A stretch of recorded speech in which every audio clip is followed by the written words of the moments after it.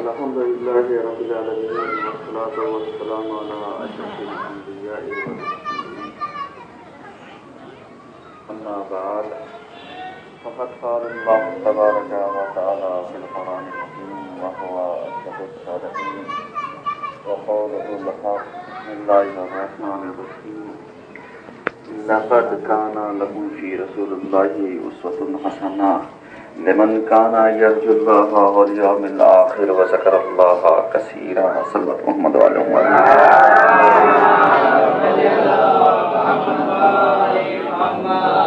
عزیزان گرامی، آج کے پہلے خطبے میں سلسلے مباحث کو آگے بڑھاتے ہوئے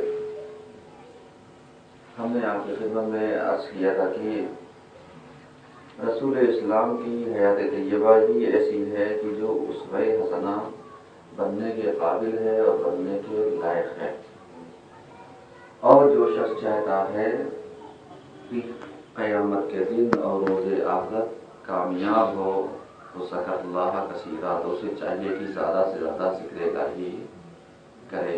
اس حوالے سے ہماری گفتگو جاری ہے۔ اگر آپ غور و فکر کریں تو دیکھیں کہ یقینی طور پر آج دنیا میں جہاں کہیں بھی فساد پنپ رہے ہیں یا فسادات ہو رہے ہیں، ان سب کے پیچھے اگر حقیقی اور واقعی ریزن کو تلاش کیا جائے تو رسول اسلام کی تعلیمات سے دوری کی بنیاد پر یہ ساری چیزیں پنپ رہی ہیں۔ یا تو رسول اسلام کے جو تعلیمات ہے اس کو صحیح طریقے سے لوگوں تک نہیں پہنچایا گیا ہے، یا اس کے علاوہ کہ صحیح مفہوم لوگوں نے درک نہیں کیا، کیونکہ رسول اسلام نے یعنی جو چیزیں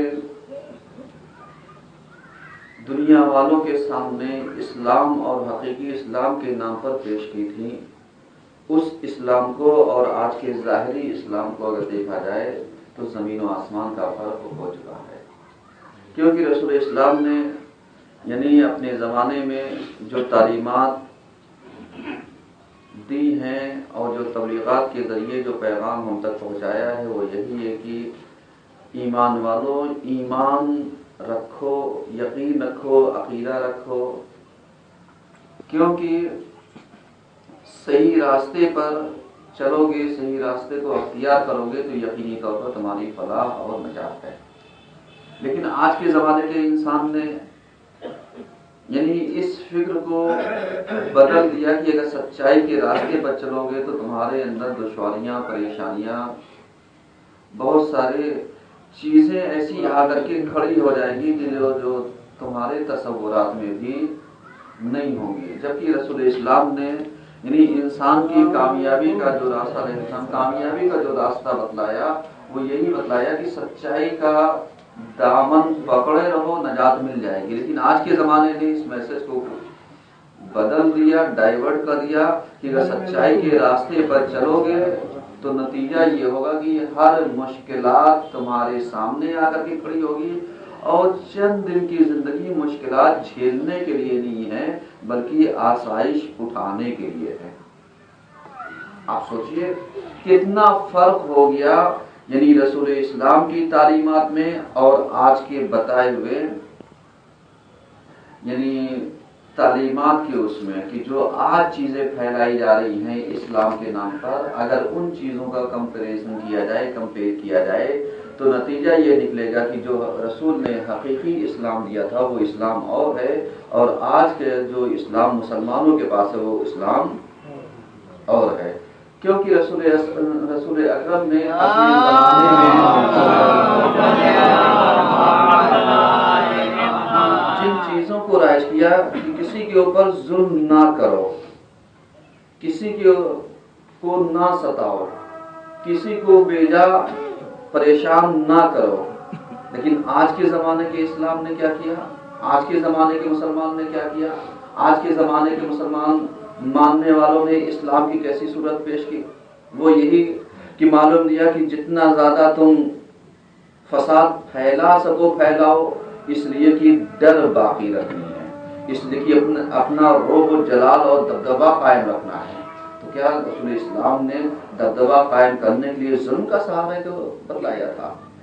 نہیں، جس رسول نے یعنی جو جنگی اصول تھے، جو جنگ کے رول اور ریگولیشن تھے کہ اگر کوئی شخصیت ہے تو اس کو نیلام نہ کرو، یعنی اگر کوئی شخصیت پکڑ میں آتی ہے تو اس کو قتل نہ کرو، اگر زن اور بچے ہیں یعنی خواتین اور عورتیں ہیں ان کا قتل عام نہ کرو، بیجا مال و اسباب نہ لوٹو، بیجا کسی کے اوپر ظلم نہ کرو، فرار کرنے والے میدان چھوڑنے والے کا پیچھا نہ کرو۔ لیکن آج آپ دیکھیے کیا ہو رہا ہے، یعنی اپنے اہداف اور مقاصد تک پہنچنے کے لیے اسلام کو کس طریقے سے بدنام کیا جا رہا ہے کہ معلوم دیا دونوں بچوں کو گرفتار کیا اور قتل عام کر دیا۔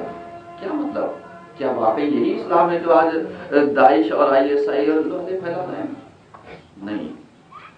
تو اس چیز کو کون پھیلائے گا، کون بتائے گا؟ یا وہ افراد ہیں کہ جن کے قبضے میں بہت ساری مقدسات چیزیں ہیں تو ان مقدسات کی آڑ میں چاہے ظلم کو یعنی چھپا جائیں یا بربریت کو چھپا کر کے جس نام سے بھی فیمس، میں نام نہیں لینا چاہتے یہاں سے، اگر آپ غور و فکر کریں تو نتیجہ کیا نکلے؟ نتیجہ یہ نکلے گا کہ جتنے بھی زیادہ ظلم روا کرنے والے ہیں ان لوگوں نے سہارا ہمیشہ مقدسات چیزوں کا لیا ہے۔ مثلا جیسے یزید جب تخت خلافت پر بیٹھا تھا تو امیر المومنین بن کر کے آیا، علیہ اللہ خدا کو، یعنی آپ سوچئے کیوں؟ تاکہ سادہ لو عوام جو ہے وہ یہی سوچے گی کہ یہ کیا کون ہے؟ امیر المومنین ہے، جبکہ یہ غاصب ہے۔ اس لفظ کے استعمال کی رسول نے اجازت مولا کائنات کے علاوہ کسی کو نہیں، یعنی یہ لفظ مخصوص ہے صرف اور صرف اسی لیے ہمارے دوسرے امام کو بھی امیر المومنین نہیں کہا جاتا۔ میں سچ کلیئر کیے دے رہا ہوں تاکہ کوئی انسان اس غلط فہمی میں نہ رہے۔ تو اس لفظ کے استعمال کی اجازت خود رسول نے دوسرے ائمہ کو نہیں دی، چاہے جائے ایک عام و خاص، لیکن اس مقدس نام کے آڑ میں یہ ملعون آیا اور آنے کے بعد اتنا زیادہ ظلم روا کیا تاکہ لوگ سمجھیں کہ یہ مومنین کا امیر ہے۔ تو جب مومنین کا امیر ایسا ہوگا تو ظالم کیسا ہوگا؟ تصور کیجئے۔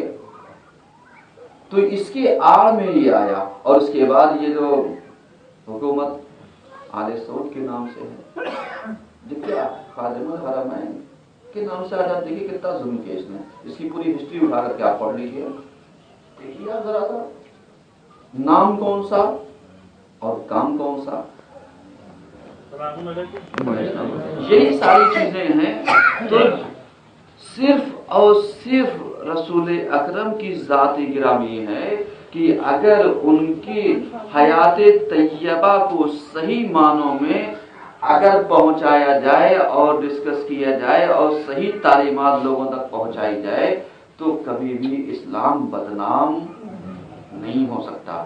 لیکن آج سب سے بڑی غلطی یہ ہے کہ لوگ اسلام کی وجہ سے مسلمانوں کو نہیں جانتے بلکہ مسلمانوں کی وجہ سے اسلام کو پہچانتے ہیں۔ گڑبڑی کہاں پر ہے؟ گڑبڑی یہیں پر ہے کہ جہاں پر ہم کسی مسلمان کو دیکھا اچھا یہ اسلام ہے، نہیں، اسلام نے کہا کہ کسی بھی کنڈیشن کو، کسی بھی چیز کو اس طریقے سے نہ وہ کیجئے کہ معلوم دیا کہ جو بدنامی کا سبب بنے۔ آپ غور و فکر کر سکتے ہیں کیوں بدنامی کا سبب بنے؟ کیوں؟ اس لیے کہ اگر مسلمان کو دیکھ کر کے اسلام لیا جائے گا تو نتیجہ غلط نکلے گا، لیکن اگر اسلام کو لے کر کے مسلمان کو دیکھا جائے گا تو نتیجہ صحیح نکلے گا۔ کیونکہ کتنی تعلیمات ایسی ہیں کہ جو آج مسلمانوں کے پاس نہیں غیروں کے پاس ہیں، کتنے ادب، تہذیب، تمیز جسے ہم آج اسلام کے دائرے میں لاتے ہیں یہ دائرہ اسلام والوں کے ماننوں سے نکل کر کے غیروں تک پہنچ گیا۔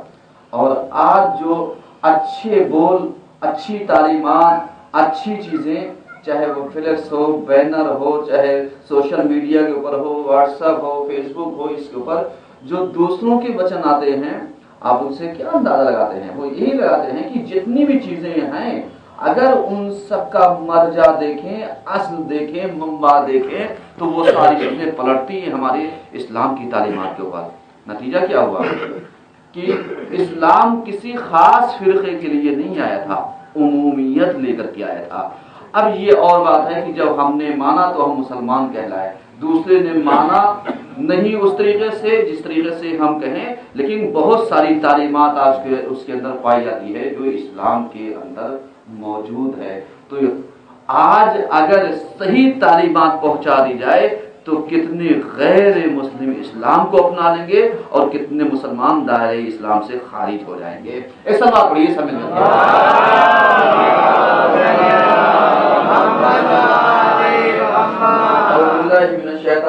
بسم اللہ الرحمن الرحیم والعصر ان الانسان لفی خسر الا الذین آمنوا وعملوا الصالحات وتواصوا بالحق وتواصوا بالصبر۔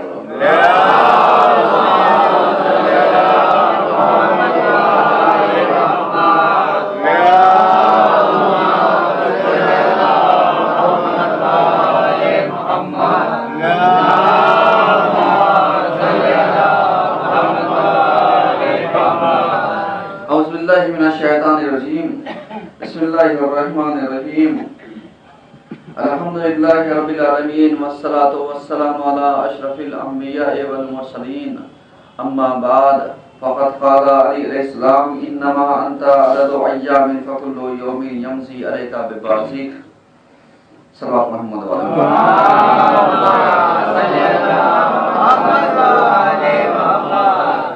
عزیزان گرامی، آج کے دوسرے خطبے میں سلسلے مباحث کو آگے بڑھاتے ہوئے ہم نے آپ کی خدمت میں عرض کیا تھا کہ مولا کائنات علی ابن ابی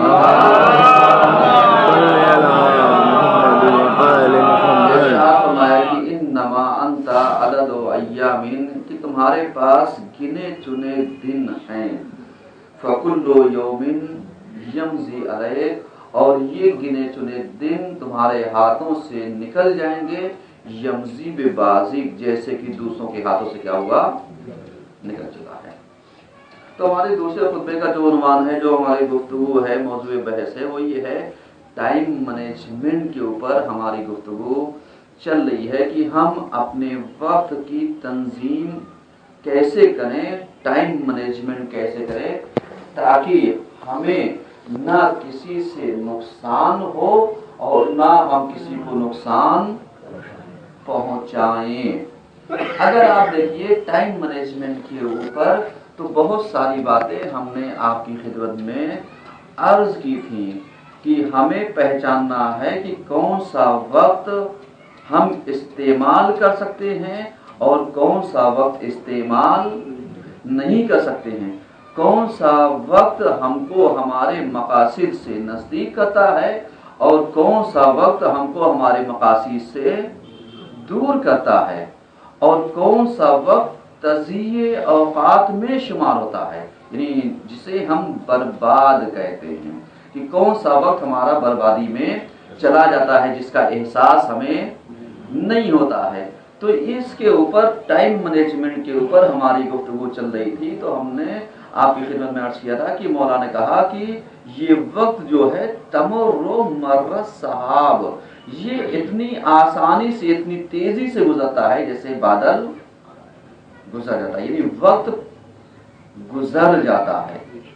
ایمانداری سے آپ دیکھیے آپ کی جتنی بھی عمر ہے، چاہے ایک نوجوان ہو، ہمارا جوان ہو، ادھیڑ ہو، بزرگ ہو، بوڑھا ہو یا اور بھی سن رسیدہ ہو، آپ غور و فکر کریں، اگر ایک بچے سے پوچھئے تو یہی کہے گا بچپنا کتنی جلدی گزر گیا۔ ایک جوان سے پوچھئے وہ کہے گا کتنی جلدی ہماری جوانی آ گئی، ایک اور ادھیڑ سے پوچھئے کہے گا کتنی جلدی ہماری جوانی ڈھل گئی۔ اور ایک बुजुर्ग से पूछे, कहेगा हमारी गुजर गई इस तरीके से हर एक को अफसोस होगा। क्या ये वक्त इंसान चाहे पलटाना तो पलटा सकता है? नहीं पलटा सकता। तो जो वक्त मिला हुआ है उसे गनीमत समझो, उसे मौका समझ करके इस्तेमाल करो। अगर इस्तेमाल नहीं करोगे तो ये चीज हाथ से निकल जाएगी और जो तुम्हारी तरक्की का रास्ता है, जो तुम्हारे आगे बढ़ने का मौका है, वो हाथ से एक मरतबा गया तो फिर वो मौका दोबारा पलट कर आने वाला नहीं है। मसलन आप अपने वक्त को टाइम मैनेजमेंट के हिसाब से अगर यानी 24 घंटे को आप तंजीम में वक्त करना चाहें तो आप कैसे कर सकते हैं? मसलन आपके पास 24 घंटे से ज्यादा तो आपके पास वक्त है नहीं। मसलन 8 घंटे आप अपने सोने के निकाल लीजिए, मिसाल दे रहा हूं। आपने 8 घंटे सोने के निकाल दिए, कितने घंटे बचे? 16 घंटे। 16 घंटे आप इसको कैसे मैनेज करेंगे? अगर एक स्टूडेंट है, तालिबे इल्म है, इल्म का हासिल करने वाला है, तो वो स्कूल कितने घंटे जाता है? बमुश्किल तमाम 6 से 8 घंटे, इससे ज्यादा तो नहीं। जबकि बहुत सारे कम हमने ज्यादा वक्त बता दिया, वरना हकीकत यही है कि 6 घंटे से ज्यादा स्कूल आज के जमाने में चल नहीं रहा है। 6 घंटे अगर आपके स्कूल का वक्त है तो आपका कितना वक्त निकला? देखिए मैथ कमजोर है आप लोगों के, क्योंकि आप बोलेंगे तभी तो हम समझेंगे कि हमारी बात पहुंच रही है। कि 8 घंटे आपने अपने सोने के निकाले, 6 घंटा आपने अपनी पढ़ाई का निकाला, 14 घंटे। आपके पास बचे कितने घंटे? 10 घंटे। 10 घंटे में आपने 2 से 4 घंटा कोचिंग का निकाला। आपके पास कितने घंटे बचे? 6 घंटे। फ्री हैं आप। 6 घंटे को अगर आप खाने में, जैसे नाश्ता, उठना, दोपहर का खाना, रात का खाना और नमाज, बहुत ज्यादा जाएगा तो 2 घंटा। कितने घंटे हुए? 4 घंटे। अगर यही 4 घंटे आप सही इस्तेमाल कर जाएं तो आप कुछ बन जाएंगे। जबकि अभी मैंने इसका हिसाब नहीं मांगा है, ये तो हमने आपको अलग कर दिया है कि मतलब आप 6 घंटे पढ़ाई निकाल दिए, 4 घंटे कोचिंग के निकाल दिए, 8 घंटे सोने के निकाल दीजिए, एक मिसाल दे रहे हैं, और उसके बाद 2 घंटे खाने पीने इबादत के लिए निकाल दीजिए। यानी इस तरीके से 4 घंटे बचते हैं। इन 4 घंटों में अगर आप अपना टाइम मैनेजमेंट करना चाहें, टाइम को बांटना चाहें, टाइम का इस्तेमाल करना चाहें, तंजीम औकात करना चाहें, तंजीम वक्त करना चाहें, तो आप इन 4 घंटों को कैसे इस्तेमाल करेंगे? हमने शुरू में एक चीज कही थी कि अगर आप एक कौल मासूम 15 मिनट में याद करते हैं, ज्यादा वक्त नहीं बता रहा हूं आपको, एक कौल मासूम, जैसे मिसाल दो, इल्म का हासिल करना इबादत है, ये एक कौल है, सही है। नमाज पढ़ना वाजिब है, हज करना वाजिब, मतलब ये एक एक सेंटेंस है जिसे एक एक कौले मासूम आप कह सकते हैं। इसको याद करने में कितना टाइम लगे? हमने 15 मिनट आपको दिया। 15 मिनट आप अपने तिलावत के लिए रख लीजिए। 15 मिनट में आप ना भी पढ़े होंगे, पढ़ने की कोशिश करेंगे तो कई लाइन पढ़ लेंगे। आप गौर व फिक्र कीजिए कितनी लाइन। और अगर जो पढ़ा लिखा कुरान है, जिसने खत्म कर रखा है, तो बहुत स्लो पढ़ेगा तो 15 मिनट में 1/4 पारा वो पढ़ जाएगा, इससे ज्यादा तो नहीं लेगा। यानी 1/4 पारा, एक रोबो, यानी 1/4 पारा जो है वो आसानी से पढ़ लेगा। कितना? अभी आप बस 3.5 घंटे बचे। 3.5 घंटे कहाँ जाएंगे आपके?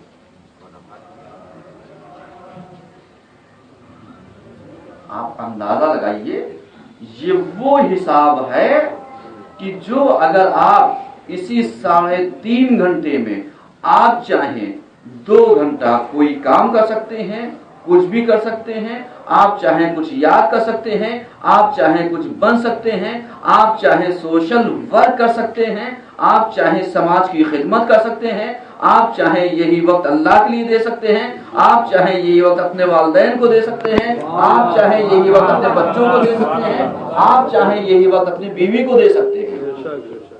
आप बताइए, वो लोग जो कहते हैं हमारे पास टाइम नहीं बचता है, तो ये अगर टाइम मैनेजमेंट के ऊपर अगर गुफ्तगू की जाए तो कितना वक्त बचता है। यानी अब क्या होगा, एक चार्ट आप बनाइए जिसमें 24 घंटे का एक आपके ऊपर यानी टाइम को कैसे इस्तेमाल किया जाए वो बनाइए। अगर हमने कोचिंग की जगह पर मेहमान को इस्तेमाल कर लिया तो जो वक्त बच रहा है उस जगह पर कोचिंग का इस्तेमाल कर ले। अगर हमने मकतब के वक्त पर स्कूल की पढ़ाई कर ली है तो स्कूल की पढ़ाई के ऊपर मकतब की पढ़ाई कर लें। सही है? अगर हमने यानी खाने के वक्त पर नमाज पढ़ ली है तो नमाज के वक्त पर खाना, देखिए बिल्कुल सही बात है। और उसके बाद अगर हमने सोने का वक्त जो 8 घंटे था दिन में सो लिए, फिर क्या होगा? तो रात में आप जागेंगे नहीं। जो इसका नुकसान हुआ है उसकी भरपाई करके सोइए। स्कूल की पढ़ाई स्कूल में 6 घंटे होती है, लेकिन जब आप पढ़ने के लिए बैठेंगे, जिसे कहते हैं होमवर्क करना, तो वो ज्यादा से ज्यादा 1 से 2 घंटे का काम है। इसको करके आप सोएंगे तो नतीजा ये होगा कि जो स्कूल छूटा था इसकी भरपाई हुई नहीं, यहां से हुई। तो टाइम मैनेजमेंट में आप इस तरीके से अपने वक्त क्या कर सकते हैं, इस्तेमाल कर सकते हैं। अब इसी में जैसे इजाफी वक्त जो आपको बचता है, आप अपनी सैर व तफरीह के लिए कर सकते हैं, आप टहलने घूमने के लिए कर सकते हैं। आप उसी में टाइम मैनेजमेंट कर लिए कि आप कैसे, क्योंकि पढ़ाई के साथ साथ खेलना भी जरूरी है। लेकिन खेलना उनके लिए जरूरी है जो पढ़ाई करते हैं, ये नहीं कि जो नहीं पढ़ते उनके लिए तो 24 घंटे ही खेल फ्री है वो। लेकिन अगर आपको जहन अपना बांटना है, जहन फ्रेश करना है, तो यकीनी तौर पर आप पढ़ाई के दरमियान आप बेहतरीन ग़िज़ा का इस्तेमाल करें। आप पढ़ाई के दरमियान यानी पढ़ाई के दरमियान से मुराद ये नहीं कि आप क्लास में बैठ के खाइए। आप गौर फिक्र कीजिए कि ऐसा ना हो कि मौलाना साहब ने तो मिंबर से कहा आप पढ़ाई के दरमियान खाते पीते रहिए।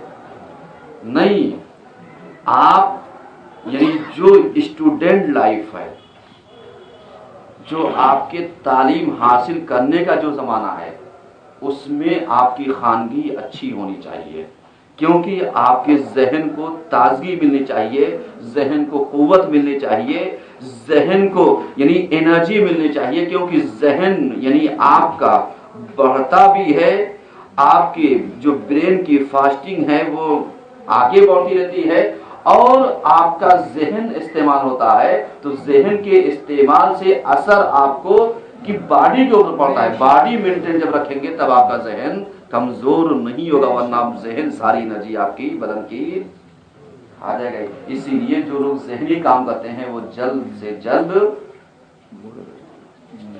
बूढ़े नजर आते हैं। सलवार पढ़िए सब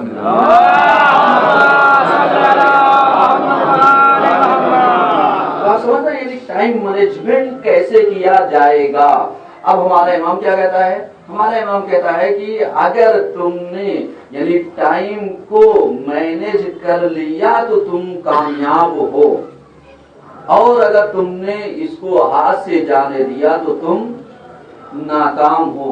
اگر تم سسٹم میں یعنی ایک سسٹمیٹک زندگی جی رہے ہو، یعنی ٹائم کے حساب سے، ٹائم کی پنچوئلٹی کے حساب سے، ٹائم کے مینج کے حساب سے کہ آپ اس کو کیسے مینج کریں گے، تب جا کر کے آپ ایک کامیاب ہو کہ ہمیں اتنے بجے بالفرض ہمیں 6 بجے اٹھ جانا ہے، مثال دے رہے ہیں، ہمیں 6 بجے اٹھ جانا ہے، ہمیں 6 سے لے کے 7 تک نماز پڑھ لینی ہے، فراغت ہو لینا ہے، برش کر لینا ہے، چائے پی لینی ہے، سمجھ رہے ہیں؟ اور اس کے بعد آپ تھوڑی دیر آدھا گھنٹہ حدیث کے لیے، تلاوت قرآن کے لیے رکھیے۔ 7:30 سے لے کر کے 9 بجے تک کا وقت آپ کا فری ہے۔ بھائی آپ کوئی کام کریں گے تو آپ ایسے ہی تو ہیں، اور اگر بچہ اسکول جاتا ہے تو ظاہر سی بات ہے کچھ 8 بجے جاتے ہیں تو اپنا تیاری کریں، کچھ 9 بجے جاتے ہیں تو اس کے یعنی ٹائم حساب سے مینج کیا جا سکتا ہے، استعمال کیا جا سکتا ہے، بہترین وقت بچایا جا سکتا ہے۔ لیکن اگر یہی پڑھائی کا جو پیریڈ ہے، اسٹوڈنٹ کی جو لائف کا یہ جو لمحہ ہے، اگر اس کو ہم نے یوں ہی کریم وقت، بالفرض کریم وقت کون سا ہوتا ہے؟ یعنی 5 کلاس سے لے کر کے 12 تک کا بہت کریم وقت ہوتا ہے یہ، اور سب سے زیادہ کریم وقت ہوتا ہے 8 کلاس سے لے کر کے آپ کا 12 تک کا۔ یعنی اس میں جو ہے آپ اپنی لائف کے بیس کو رکھتے ہیں کہ آپ کو کدھر جانا ہے، جس کو آج ہمارا نوجوان سمجھتا نہیں ہے اور سمجھنے کی کوشش بھی نہیں کرتا ہے۔ جب وہ فارم بھر لیتا ہے،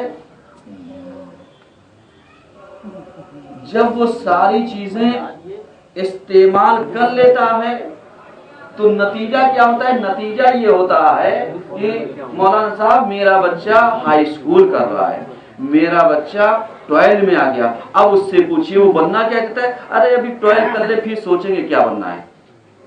اس کا مطلب یہ جو 4 سال یعنی 8 سے لے کر کے 12 تک، یہ جو کم سے کم 4 سال تھا کہ جو ہماری ترقی کی بیس تھی، بنیاد تھی، جس پہ ہمیں جہد کو تعین کرنا تھا کہ ہمیں کیا بننا ہے، آیا ڈاکٹر بننا ہے، آیا انجینئر بننا ہے، آیا ہمیں یعنی آگے پڑھے لکھے ایک انسان بننا ہے، یا آگے چل کے ہمیں کیا کرنا ہے، ہماری یہی بیس ہے، یہی سے ہم تعین کریں گے، اور تعین نہیں کریں گے تو ہم ترقی برقی نہیں کر سکتے۔ یہی چیزیں ہیں کہ اگر 8 کلاس سے لے کر کے 12 کلاس تک بچہ اپنے کو سنبھال لے جائے اور اپنے مقصد کے تحت بڑھتا رہے تو آگے چل کر کے اس کو خود پتا ہے کہ ہم کدھر جا رہے ہیں، سمجھ رہے ہیں؟ تو یہ ہے ٹائم مینجمنٹ کے اوپر گفتگو کی آپ اندازہ لگائیں۔ لیکن ابھی کسی مسلم بچے سے پوچھئے بیٹا کیا کر رہے؟ ارے ابھی تو بچہ کھیل رہا ہے، 7ویں کلاس میں تو ہے۔ اور افسوس تو ان ماں باپ کے اوپر ہوتا ہے کہ بچے کا ایگزام نزدیک ہو اور ماں باپ کو اپنا ننیھال اور ددیال یاد آتا ہے۔ بہت بڑی بات کہہ رہا ہوں، کیوں؟ اس لیے کہ ننیھال اور ددیال بچے کو لے کر کے نہیں جائیں گے تو تعلقات نہیں خراب ہو جائیں گے، تعلقات تو آپ کے بن جائیں گے لیکن آپ کے بچے کا جو فیوچر ہے وہ خراب ہو جائے گا۔ کیونکہ جو امتحان کے زمانے سے پہلے جو گھومنے شادی بیاہ کے نام پر یا بہت ساری چیزوں کے نام پر جو بچوں کے فیوچر سے کھلواڑ ہوتا ہے، الفاظ دے رہا ہوں آپ کو، جو بچوں کے فیوچر سے کھلواڑ ہوتا ہے، اس پہ 80% کہیں نہ کہیں ذمہ دار ماں باپ ہیں۔ کیونکہ ماں باپ ارے چلیں شادی تو ہے، ککا کی ہے، مما کی ہے، چچا کی ہے، ابا کی ہے، پتہ نہیں کس کی آپ سوچئے ذرا، چلیے کم سے کم پتا چلا کہ آپ متوجہ ہیں۔ ایک سلوات پڑھیے سب لوگ۔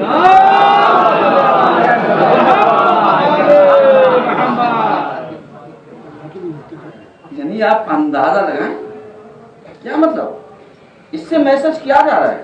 اور ہمارے دور کے رشتہ دار، ابا کے ننیھالی پتہ نہیں کون، دادا بابا کے لڑکے کے پوتی کے تو پتہ نہیں کون کون سی،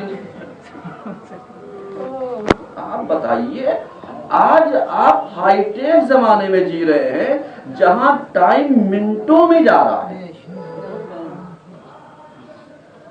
بھائی آپ کا ایک ڈیلیٹ رشتہ ہو, آپ ایک اولاد کے وہ ہوں, ایک دادا کے اس سے چلے بھائی دادا کے سے دوسرے کو رشتے ہوں تو آپ اہمیت دے کے چلے. لیکن اگر آپ ایسے دوسروں کو اس پہ اور اس کے بعد دوسروں کو چھوڑ دیے جہاں رشتے داری بھی نہیں ہے, صرف کارڈ آ گیا, بہت ساروں کے ہوتے صرف کان میں بھنک لگ گیا فلاں جگہ شادی ہے تو یہی نہیں پتا کہ لڑکی والوں کی طرف سے شرکت ہوئے ہیں لڑکے والوں کی طرف سے.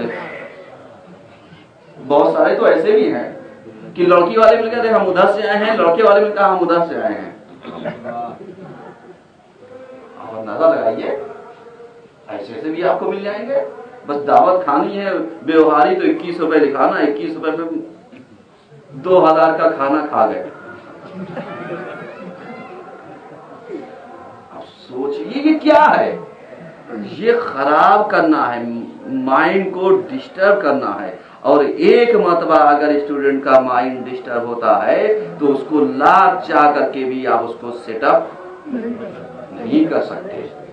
یہی وہ غلطی ہے جو ماں باپ کرتے ہیں, جس کا خمیازہ آگے چل کر کے خود بچہ بھی بھگتتا ہے اور خود ماں باپ بھی بھگتتے ہیں. اس کے بعد کہتے ہیں صاحب ہم نے ان کے اوپر اتنا انویسٹ کیا, ان کی فیس دی, ان کی انسٹیٹیوٹ کا یہ خرچہ, کتاب کا خرچہ, فلاں خرچہ, اسکول کا خرچہ, اور اس کے بعد ہمیں کیا ملا, بچے نے پڑھا نہیں, اور اس کے بعد پھر رونا کہ صاحب سرکاری نوکری نہیں مل رہی. کیا مطلب؟ آپ بتائیے ایمانداری سے. بھائی آپ میرٹ لسٹ تک آئیے, صلاحیت بنائیے, آپ اتنا زیادہ کمپٹیشن میں آگے آ جائیے کہ آپ کا نام ہو. آپ بتائیے جب بچہ اسٹوڈنٹ لائف گزارتا ہے اور اسکول ٹاپ کرتا ہے تو اس کو کمپنیاں کیوں ہائر کر لیتی ہیں؟ کبھی آپ نے غور کیا؟ آپ کو کیوں نہیں ہائر کرتی, آپ کو کیوں نہیں فیسلٹی دیتی, آپ کو کیوں نہیں سروس دیتی؟ کبھی اس کی طرف آپ کا ذہن نہیں جائے گا کہ جیسے اس نے اس اسکول کو ٹاپ کیا ہے ویسے مسلمان کے بچے کو بھی اسکول کا ٹاپر ہونا چاہیے. یہاں تک سوچ نہیں ہے. اگر سوچ پہنچ جائے گی تو بھکاری اور بھکمنگئی اور بے روزگاری مسلمان طبقے سے کیا ہو سکتی ہے, ختم ہو سکتی ہے. لیکن مسلمان چونکہ پڑھنا نہیں چاہتا اور پڑھائی کے نام پر بس پاسنگ مارک چاہیے. پاسنگ مارک چاہو گے تو اس سے بہتر یہ ہے کہ تم جاہل رہ جاؤ. یہ سلوات پڑھیں سمجھ محمد والے محمد. یعنی آپ غور و فکر کریں, جو چیزیں آپ کو دینا چاہ رہا ہوں, جو چیزیں بتانا چاہ رہا ہوں, ٹائم کا صحیح استعمال کریں. اور ہمیشہ ٹارگٹ اتنا زیادہ لمبا ہونا چاہیے کہ میرٹ لسٹ بھی آپ کراس کر جائیے. آپ جہاں 100% لانے کی سوچیں گے تب آپ 90 ایبو پہنچیں گے, اور جہاں پاسنگ مارکس سوچیں گے وہاں فیلئر میں پہنچ جائیں گے. آپ سوچئے, اور سوچنا ہی نہیں, خالی تھنکنگ سے کام نہیں چلے گا بلکہ ٹارگٹ کے اوپر چلتے رہیے, ولو کچھوے کی چال ہی صحیح. پڑھتے رہیے, ایک ایک کر کے پڑھتے رہیے. ساری چیزیں آپ استعمال کرتے, جب آپ اس منزل تک پہنچو گے تب تم جا کر کے جب ٹارگٹ بناؤ گے کہ ہمیں ایک اچھا ڈاکٹر بننا ہے, ایک ہمیں اچھا متخصص بننا ہے, ایک ہمیں اسپیشلسٹ بننا ہے, ایک ہمیں انجینئر بننا ہے, ایک ہمیں یعنی اچھے لوگوں میں گنتی آنی چاہیے پڑھے لکھوں میں, تاکہ اگر ٹاپ 10 میں گنا جائے تو ٹاپ 10 میں کم سے کم یعنی 50% مسلمانوں کا ریشو ہونا چاہیے.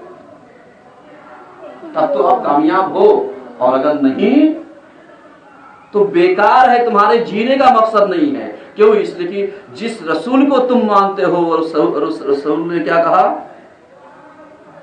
انا مدینۃ العلم وعلی, یعنی جس کے پاس علم کا خزانہ ہے,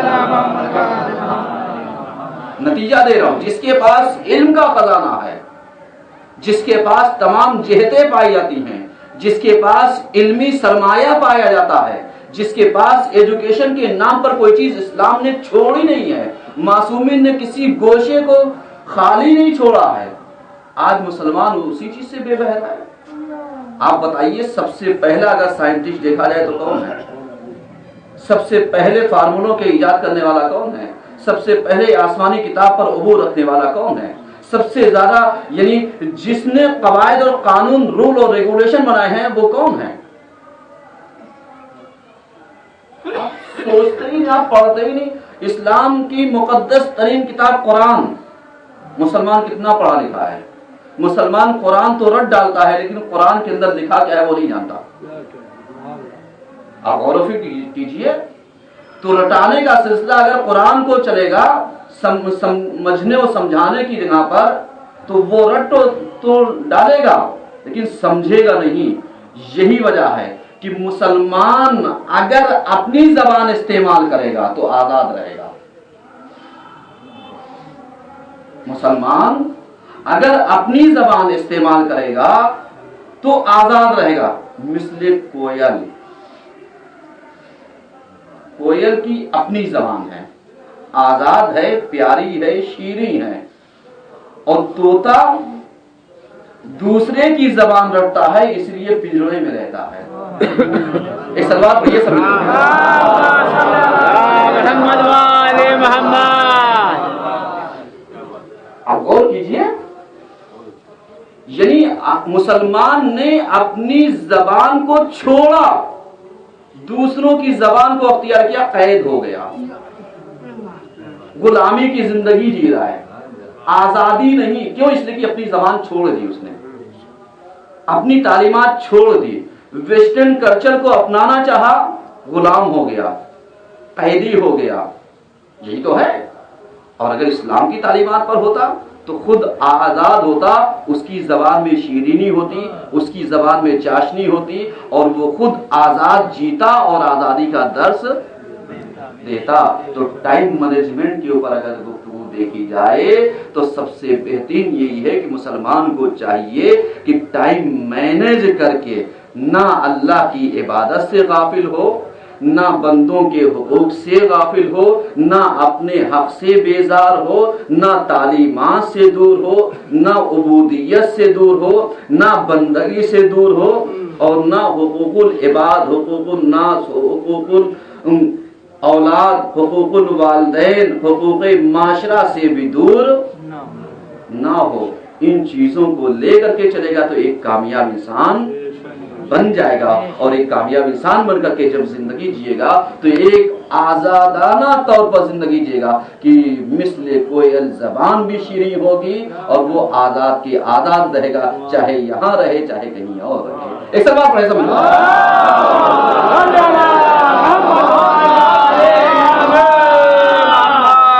ہم نے گفتگو مکمل کر دی، ایک بہت بڑا میسج دیا ہے سمجھداروں کے لیے، اور ہماری گفتگو ٹائم مینجمنٹ کے اوپر چل رہی ہے، سمجھ رہے ہیں۔ اور ٹائم مینجمنٹ کا صرف ایک نتیجہ اگر آپ دیکھنا چاہیں تو وہ ہے حدیث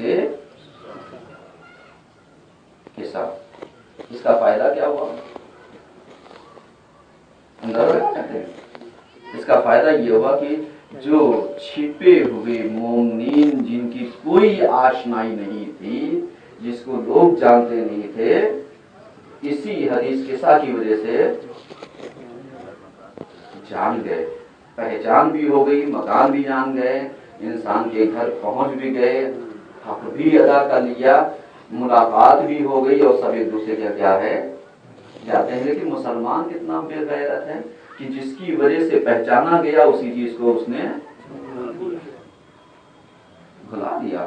کیا ہے یہ حدیث کے ساتھ ایک دعا کی جاتی ہے۔ آپ بتائیے حدیث کے ساتھ بمشکل تمام اگر آپ گھڑی دیکھیے گا تو 10 اور 11 منٹ میں ہوتی ہے۔ آپ کبھی بھی گھڑی دیکھ لیجیے گا، خاص طور سے یہ جمعے کی جو حدیث کے ساتھ 10 یا 11 منٹ میں، اس سے زیادہ تو نہیں، اور 10 یا 11 منٹ کے بعد سے لے کر کے یعنی تقریباً اگر غور کیا جائے تو 20 سے 25 منٹ صرف اور صرف دعا ہوتی ہے۔ کس کے لیے ہوتی ہے؟ آپ کے لیے ہوتی ہے، مومنین کے لیے ہوتی ہے، ہم سب کے لیے ہوتی ہے، خیر و برکت کے لیے ہوتی ہے، ساری چیزوں میں ہوتی ہے۔ لیکن اسی دعا کو حاصل کرنے کے مسلمان کے پاس وقت نہیں ہے. گھر میں جگہ ارے بولیے کم سے کم ہے یا نہیں ہے؟ نہیں ہے. ہوتی تو ہو رہی ہے ہوگی. آپ سوچئے کتنا زیادہ تنزلی کی طرف جا رہا ہے. جو دعا کی جاتی ہے سینکڑوں لوگ آمین کہنے والے ہوں, اس کو تو انسان حاصل کرنا نہیں چاہتا. تو اگر کسی کی آپ دعوت مفت میں کھانا چاہیں تو وہ دے گا. تو لہذا اس حدیث کے ساتھ جس سے آپ کی پہچان ہے اس کو بچا جائیے. لہذا آج کی حدیث کے ساتھ ٹھیک 8:30 بجے اسی مکتب امامیہ میں جناب امیر عباس صاحب کی طرف سے ہوگی. آپ حضرات وقت کی پابندی کے ساتھ ساتھ اس حدیث کے ساتھ میں شرکت کیجیے اور جن جن افراد کی یہاں ہونی ہے وہ نام لکھا دیں. اگر گھر میں گنجائش نہیں ہے, دقتیں ہیں, تو مدرسہ حاضر ہے تاکہ آپ فہرست میں اپنا نام لکھائیں تاکہ یہ حدیث کے ساتھ کا سلسلہ بند نہ ہونے پائے اور جاری اور ساری رہے. ایک حوصلے اور ہمت کے ساتھ, آپ کی جان اور پہچان کے ساتھ, آپ کی عقیدت اور محنت کے ساتھ, تاکہ اس کا ثمرہ دنیا میں بھی آپ کو ملے اور آخرت میں بھی ملے. اعوذ باللہ من الشیطان الرجیم. بسم اللہ الرحمن الرحیم. ان اللہ وملائکتہ یصلون علی النبی یا ایھا الذین آمنوا صلوا علیہ وسلموا تسلیما.